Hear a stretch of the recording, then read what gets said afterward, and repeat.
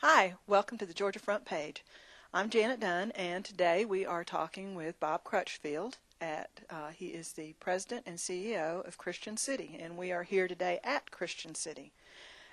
We're going to kind of give you an overview of Christian City, their mission, where they've been, where they're going, and the important part that they play in the lives of so many children and so many of our elderly.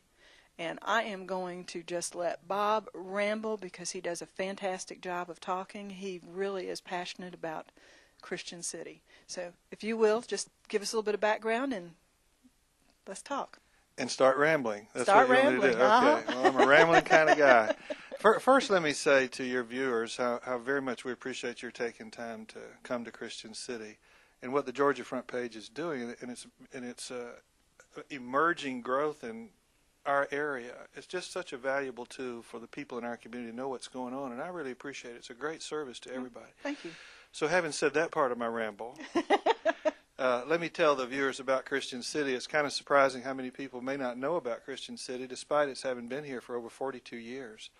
Christian City started, just a little history about it, started back in 1962, really, when an individual woman here in the community saw a need for children that didn't have homes of their own. Mm-hmm. And she became very passionate about that and approached the church, Southwest Christian Church, as a matter of fact, and Jim Dyer, who at that time was the minister, and said, look, I'll pay for a cottage if you can figure out a way that we can somehow operate it. And we want it to be a good home for these children and not an institution, but just provide an environment for kids that are displaced by their families or just have bad circumstances. And they began to gather their forces together and pray and really sort of capture a vision of what that would look like. Mm-hmm. And other people gathered together, and to make a long story short as possible, 50 acres of land was donated by Dr. and Mrs. Byron Harper, who are still actively involved with Christian City, by the way, after all these years. And in 1965, the first cottage was opened for little children, little boys without any home.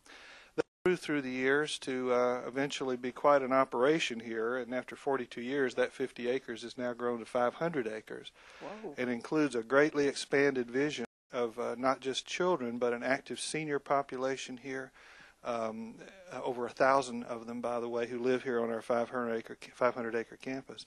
Who at that time was, the idea was that they would oversee the campus, that they would work with the children, be surrogate grandparents and families that they didn't have, cut the grass and that sort of thing.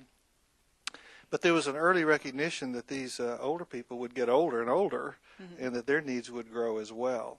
So a few years later, the second part of the vision was created, and that was a 200-bed skilled nursing facility. And then there was a gap between independent living seniors and those who needed nursing care and rehabilitative care. And so a 2-bed assisted living and personal care facility was built. Then the needs just continue to grow, and within those two buildings are 2 floors that are devoted to Alzheimer's patients in various stages of need. And then all the support facilities, rehabilitative services, physical therapy, occupational therapy, speech therapy, things like that, a senior health and wellness center, a swimming pool for water aerobics and that sort of thing. So it's become a huge senior community, and in the heart of that is our oldest outreach to the community, and that's to children who don't have homes of their own. It's called Christian City for a reason. It literally is a city.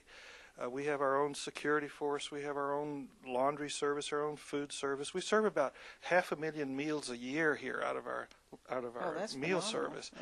Yeah. We have a branch of a bank here, so that our residents don't have to go off into their cars and try to take care of those kind of needs. So we really are trying to do as much as we can to make a wonderful, safe environment for people of like faith to come together and like values and just enjoy serving together and living together and enjoying community life.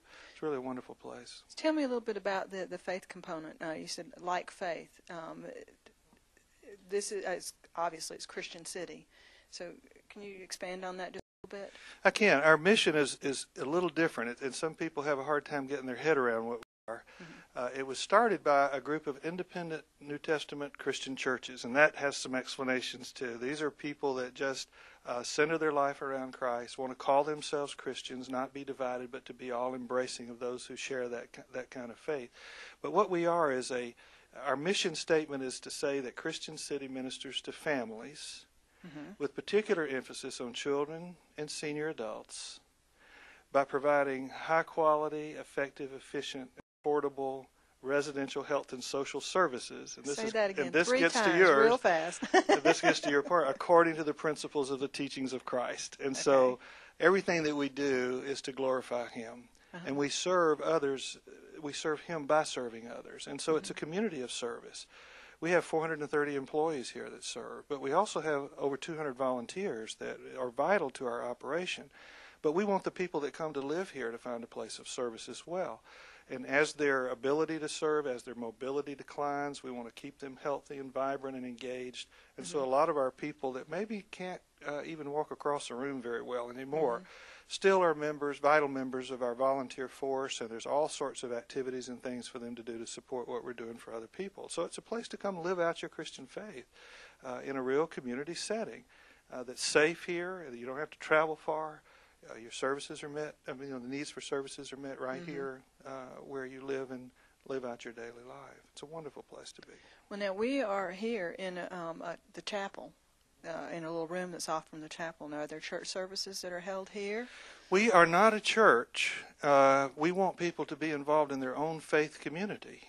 And so people who come here know what our faith and core value system is, that it's a Christ-centered place here. But we want them to maintain, as long as they possibly are able to, engagement in their own faith community. But we realize as time goes by, people lose that ability to go to church and to be out like they wanted to. So we provide alternative services to them. Not to compete with the regular church services that's kind of historic, 11 o'clock, Sunday school, that sort of thing in the morning. We don't do that, but rather we provide afternoon services on Sunday. And then churches throughout the community come and bring their ministers and bring different groups. It's on a rotating basis, and they come and provide services here for those who can't leave their room. In addition to that, we have closed circuit television here, and so that anything that takes place in the chapel where there's a worship service, then people who can't leave their room that day or just are not up to it can participate in their life like that from the comfort of their own room. In addition to that, we have Bible studies that are by about 50 volunteer chaplains who come and work with our community. So on the various floors in the nursing home, in the convalescent center, and in our assisted living facility, there's Bible studies and opportunities for people to live out their faith. Then we have a chapel here where we have memorial services and worship services and all kinds of opportunities for worship and spiritual life. But we have another chapel that's very convenient to the people in our nursing home, and we have ecumenical services there. We have a Catholic Mass there. We have a Methodist group, a Baptist group, just various people that come according to the needs of the population that we have here. So what we're interested in is having Christ at the center of what we do. And where everybody can have access to that kind of opportunity to fellowship and worship and participate and live out their faith right here.